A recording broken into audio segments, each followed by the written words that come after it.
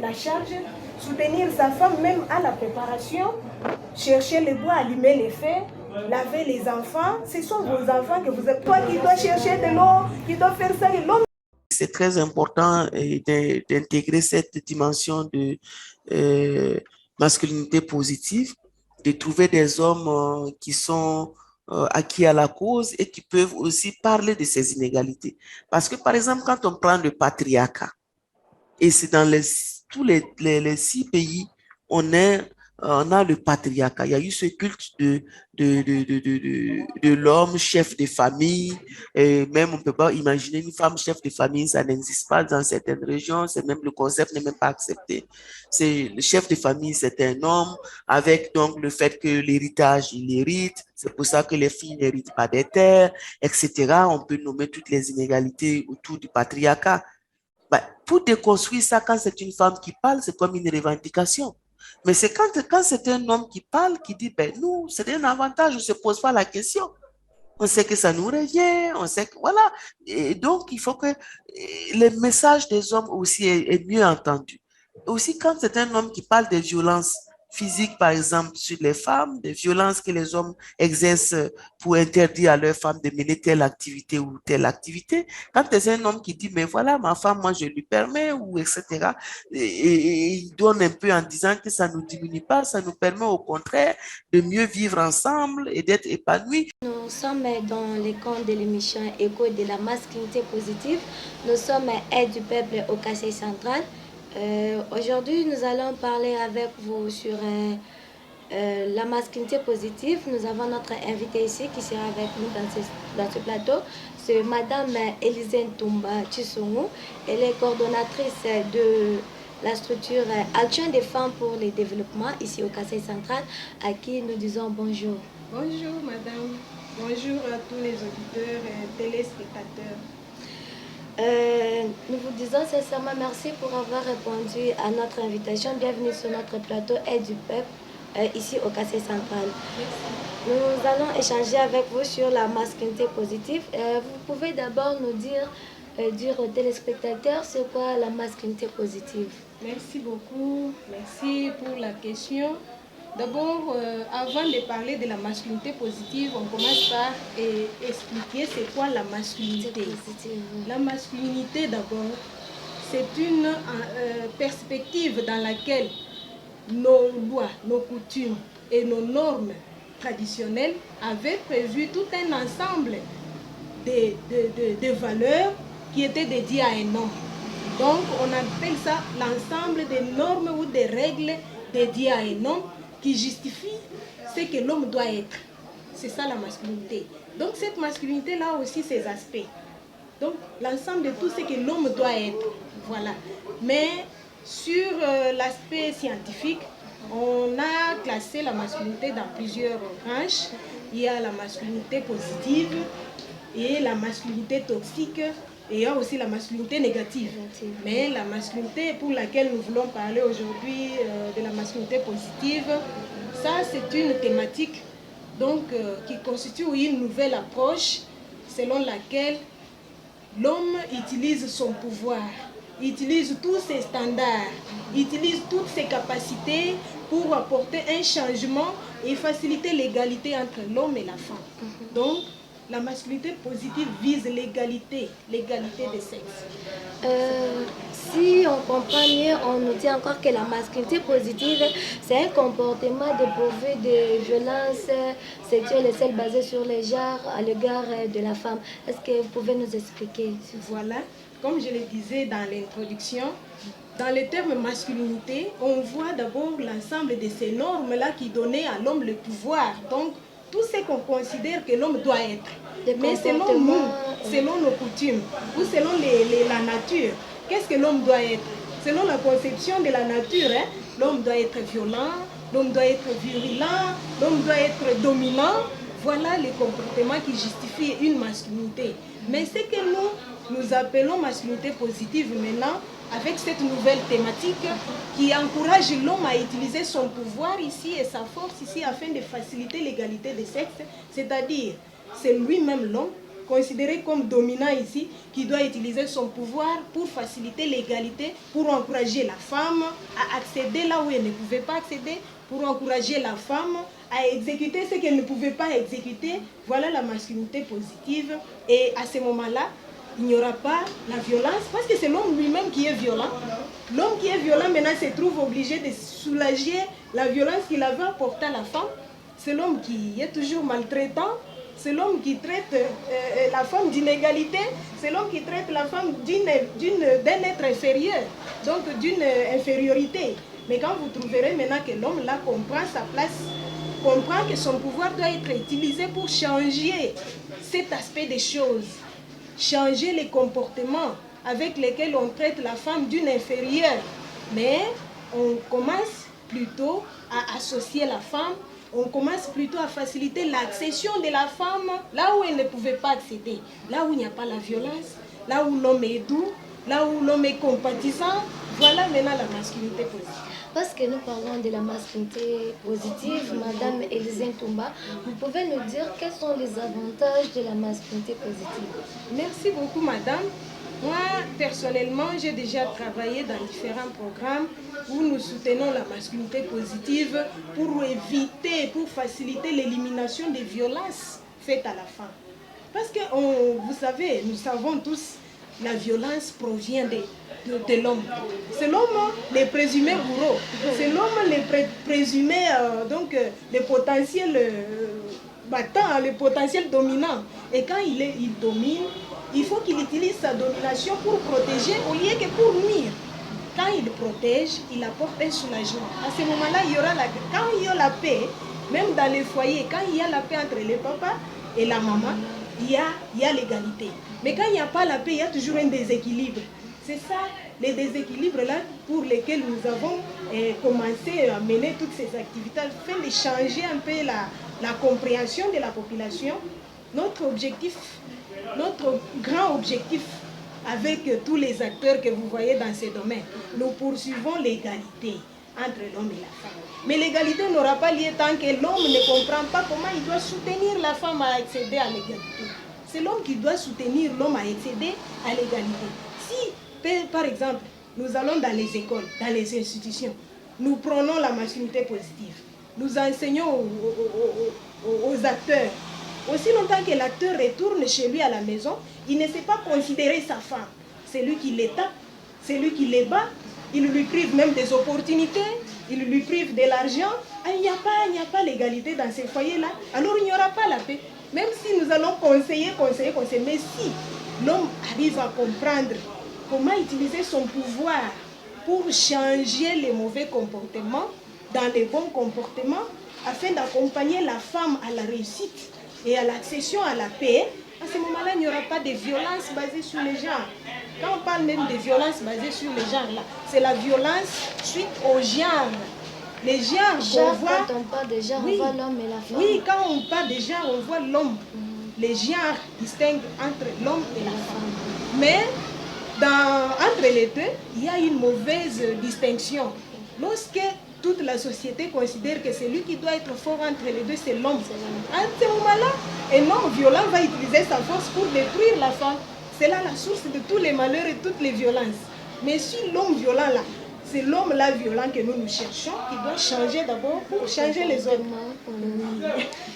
Oui, merci beaucoup Madame Élisée. Nous voudrions un peu savoir comment promouvoir la masculinité positive et surtout dans notre province. Merci beaucoup Madame. D'ailleurs, c'était vraiment de mon devoir de vous dire la mission pour laquelle je suis là. La structure que vous voyez, Action Femmes et Développement, c'est une ONG créée pour soulager la misère de la femme et pour assister la femme à accéder à la paix. Nous savons qu'avec la masculinité positive, avec cette thématique, nous pouvons faciliter l'élimination des violences basées sur les genres dans notre province. Comment? Nous préparons déjà des actions concrètes que les hommes là attendent de nous. Parce que les hommes, même quand nous partons dans les sensibilisations, ils nous demandent mais qu'est-ce que nous allons faire même? Vous pensez que nous allons abandonner nos pouvoirs dans nos maisons pour céder nos pouvoirs ou bien la direction de la maison à ma femme? Un homme qui vous pose telle question, pourtant tout ce que nous cherchons, ce n'est pas céder son pouvoir à la femme, mais plutôt comprendre ou bien faire assister sa femme, faire contribuer sa femme à toutes les décisions. Cette façon-là de faire contribuer sa femme à toutes les décisions signifie déjà l'accès de la femme à la liberté, à la paix, au développement même et à la protection. Un homme qui n'arrive pas à faire comprendre sa femme, qui n'arrive pas à considérer les propos de sa femme, qui n'arrive jamais à considérer même une opinion de sa femme, c'est un homme violent. C'est un homme pareil, vraiment, ne donnera la paix, ne donnera pas la paix dans son foyer. Mais nous, les actions que nous avons préparées, nous préférons que l'État nous soutienne parce que toutes ces actions demandent des moyens. Nous avons d'abord programmé les séances de formation. Bien sûr, il y a beaucoup de sensibilisation, mais on n'a pas encore formé les hommes comment ils peuvent changer, comment ils peuvent utiliser cette thématique. Il y a une mauvaise traduction. Quand on vous dit à un homme d'utiliser la nouvelle thématique de masculinité positive, l'homme pense peut-être que vous lui demandez de céder son pouvoir à la femme. Non. C'est une façon de présenter son enthousiasme, d'être compatissant face à la femme qui est dans la douleur, la femme qui a commis des violences, la femme même que vous avez dans votre foyer, mais cette femme que vous maltraitez chaque fois. Vous avez déjà maltraité cette femme, vous devez chercher comment la soulager. Quand vous utilisez les nouvelles méthodes de soulagement, les nouvelles méthodes d'approche, les nouvelles méthodes de collaboration, à ce moment-là, vous avez changé les comportements. Et vous avez facilité aussi l'accession de cette femme à la paix dans les foyers. Ce n'est pas céder son pouvoir, c'est pourquoi les séances de formation que nous avons programmées demandent des moyens. Ok, Madame Élisée, parce que nous sommes en train de parler de la masculinité positive. Pouvez donner quelques exemples? Dans une activité où les hommes déclarent, certains hommes déclarent ne pas accepter de soutenir sa femme même dans le foyer. Mais il y a déjà des exemples suite à la divergence des sensibilisations. Quand vous trouverez un homme qui accepte de transporter le bébé de sa femme pendant que la femme est à la cuisine, cet acte-là présente déjà une compassion, un soutien à sa femme. Quand vous transportez le bébé, vous n'avez pas changé votre nature d'homme. Vous n'avez pas changé, mais vous avez plutôt soutenu votre épouse. Il y a aussi un exemple quand un homme, par exemple, là nous sommes dans nos villages, les hommes qui partent au champ, ils ont l'habitude de laisser transporter toute la charge à sa femme. La femme même, elle a la faim au dos. La même femme, elle a les paniers sur la tête. La même femme, là, elle arrive et elle doit déposer les paniers là-bas. Elle-même, elle doit faire tout son effort pour descendre les paniers là. Pendant que l'homme est là, main vide, il retourne du champ. Mais un homme normal, un homme qui comprend l'approche positive, à ce moment-là, devrait transporter le bébé pour que la femme transporte la charge, soutenir sa femme même à la préparation, chercher le bois, allumer les feux, laver les enfants. Ce sont vos enfants que vous êtes. Quand vous, ce qui c'est qu'on ne comprend pas, quand ils sont au lit, là ils sont ensemble. Là, il n'y a pas de supérieur et d'inférieur. Mais là, il y a l'égalité au lit. Mais quand on sort seulement, on quitte du lit, là, l'inégalité commence. Donc, c'est toi qui dois chercher de l'eau, qui dois faire ça. L'homme devient toujours supérieur, mais il faut utiliser votre supériorité là à faciliter l'émergence de votre famille au lieu d'utiliser pour détruire votre famille. Vous savez, surtout ici au quartier central, pour aider la femme, par exemple, cuisiner, transporter l'enfant, accompagner les enfants à l'école, et c'est un tabou. Et la plupart des familles trouvent que non, la femme a, donc elle a fétiché pour elle, son mari. Dans ce cas-là, qu'est-ce que vous pouvez faire? En tout cas, nous ne cessons pas de parler, bien qu'il y a toujours des résistances. Il y a toujours des résistances parce qu'il y a les hommes qui n'arrivent pas à comprendre. Mais nous, on ne cesse pas de parler. En tout cas, il y a des sujets tabous, sujets considérés comme tabous dans nos milieux, mais qui ne représentent aucun tabou, naturellement parlant. Cela se passe ici à Kananga et ça se passe même dans d'autres milieux. Mais observez un peu les milieux où les gens ont accepté de changer. Vous verrez qu'il n'y a pas de problème. Quand un homme accepte de soutenir son épouse à la cuisine, chercher de l'eau, parce que moi j'ai vu un homme qui est parti avec un bidon lui-même chercher de l'eau pour sa femme.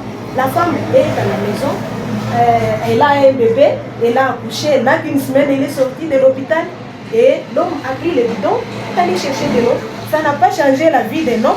Il n'y a pas de tabou, bien que les gens peuvent toujours parler. Et qui parlent même? Ce sont les autres femmes qui parlent de mal contre celle-là. Non, non, non, elle a fétiché. Comment son mari part chercher de l'eau pour elle? Non, non, non, elle a fétiché. Mais, en tout cas, nous continuons toujours à sensibiliser, bien que les séances de formation sont en attente, mais nous continuons toujours à sensibiliser. Et même, je profite de l'occasion pour sensibiliser aussi aux autres hommes de changer les comportements, adopter des comportements positifs. Par exemple, aider votre épouse à la cuisine, aider votre épouse à la lessive, aider votre épouse à accompagner les enfants à l'école. Cela ne changera pas votre nature de mari. Mais pourtant, vous soutiendrez votre épouse. Vous allez l'épauler à réaliser d'autres choses qui seraient peut-être difficiles. Je pense là, ça pourra nous aider, ça pourra accompagner l'élimination de ces violences faites à la femme. Madame Élysée, nous rappelons les téléspectateurs de Aide du Peuple TV que vous êtes coordonnatrice de l'ONG Action Femmes pour le Développement, AFD ainsi. Vous êtes une structure qui promet les droits de la femme ici au Kassai Central. Parce que nous avons parlé de la masculinité positive, nous avons expliqué quel est le message de vos femmes que vous pouvez lancer aux téléspectateurs de Aide du Peuple TV en vue de conclusion. Merci beaucoup, madame. D'ailleurs, moi, je profite pour sensibiliser aussi certains acteurs qui sont encore en train de prôner la même activité, mais qui la piétinent des fois, parce que nous avons des témoignages, certains acteurs même qui sont dans la protection, mais qui, à la maison chez lui, n'arrivent jamais à protéger sa femme. Et quand une femme pareille vient se plaindre, et vous aussi les femmes, n'ayez pas peur. Moi, je sensibilise aussi les femmes. N'ayez pas peur. Présentez-vous, présentez vos besoins là, présentez votre vulnérabilité là. Une femme qui se trouve dans les besoins, une femme qui est violentée, qui connaît des violences conjugales par exemple, qui connaît des violences, parce qu'il y a beaucoup de types de violences que les femmes connaissent dans les foyers, soit violence conjugale, soit déni de ressources, quand le mari lui prive un travail. Un mari qui dit à sa femme, tu ne dois pas travailler parce que moi je t'ai épousé, je t'ai acheté. Non. En tout cas, une femme pareille, si tu te retrouves devant une situation pareille, viens toquer à notre porte. Nous sommes là pour assister, pour te soulager. Nous ne manquerons pas à trouver solution à ces problèmes. Et puis, je profite aussi pour inviter tous les hommes de bon cœur, les hommes qui comprennent la manière dont il faut changer la vie. Donc il faut changer l'aspect du comportement. J'appelle tous ces hommes à s'allier à la vision de la structure pour laquelle nous parlons, l'action Femmes et Développement. J'invite tous ces hommes à nous contacter en cas de besoin s'ils trouvent des menaces dans la communauté, parce qu'il y a des hommes qui acceptent déjà les changements, mais qui trouvent des menaces dans la communauté par rapport à nos lois et traditions. En tout cas, avec l'État, nous devons éliminer certaines coutumes qui sont avilissantes, certaines coutumes qui contredisent notre développement. Mais tous ces hommes qui acceptent de s'allier au changement, en tout cas, ils seront les bienvenus. Ils doivent nous contacter pour les appuyer, les soutenir au nom de toute la communauté AFD. Nous vous remercions. Merci beaucoup, Madame Élysée. Membres téléspectateurs de ATV, nous sommes complètement à la fin de notre émission qui est Écho de la masculinité positive. Je ne suis pas seule dans ce plateau, j'étais accompagnée de Madame Élysée Touba, coordonnatrice de Action Femmes pour le Développement After-Cible. C'est une structure qui promet le droit de la femme ici au Kassai Central.